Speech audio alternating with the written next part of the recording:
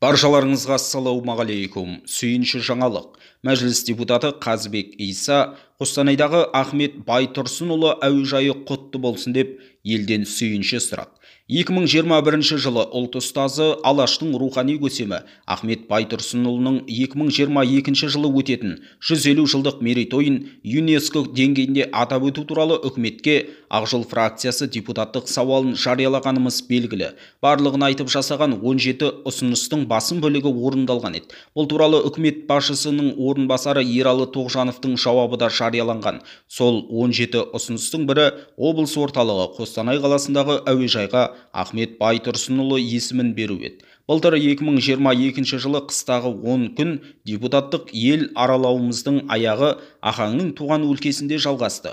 28 ақпанда Қостанайда ұлт ұстазы Алаштың рухани көсемі Ахмет Байтұрсынұлының ЮНЕСКО аясындағы тойланатын 150 жылдық мерейтойының ресми ашылу салтанатына қатыстық. Сонда біз барғанда облыс орталығындағы әуежайға Ахмет Байтұрсынұлы есімі берілу туралы парламентте жасаған ұсынысымыз облыстық мәслихат депутаттары тарапынан өз қолдауын тауып жатыр екен. Әуежай әкімшілігі де өз келісімін берген. Бұл туралы облыстық мәслихат хатшысы руханиятқа қамқор болып жүретін кәсіпкер Сайлаубек Ешанов та растады.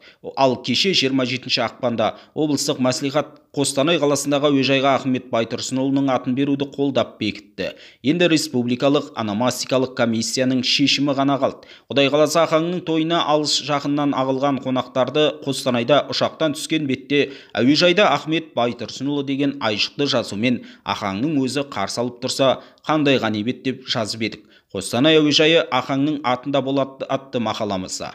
Қостанай әуежайы Ахаң тойына келгендерді Ахмет Байтұрсынұлы атымен қарсы алуға үлгермегенімен, оның сәті енді келді. Таяуда әуежайға айшықты етіп Ахмет Байтұрсынұлы әуежайы деп атауы жазылды. Бұл туралы Ахаң тойының басы-қасында болып, үлкен үлес қосқан қайраткер апайымыз Рашиля Мұрсалиева мен журналист Қадырбек Қиысжан өздерінің Facebook парақшаларында елден сүйінші сұрап жазды. Қостанайдан хабарласқан Сайлаубек ағамыз да бұл жақсылықты қуана хабарлады.